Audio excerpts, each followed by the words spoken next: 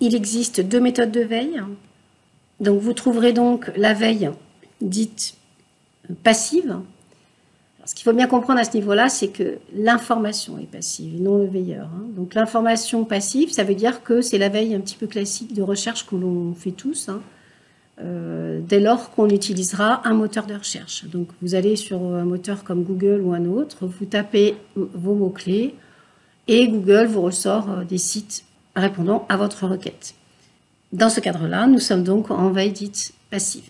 L'information reste bien à sa place. Généralement, lorsqu'on fait de la veille, au début, on est principalement tout le temps en mode passif. À partir de là, dès que l'on accède à des sites intéressants qui nous permettent des abonnements tels que des newsletters ou des alertes, tout simplement, sous forme de notification, là, on change de méthode puisqu'on a une petite programmation.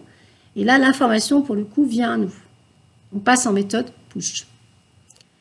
Donc, les 2 veilles sont utilisées lorsque vous faites des recherches, sachant que la première est principalement en type pull, puis on évolue après sur la méthode push.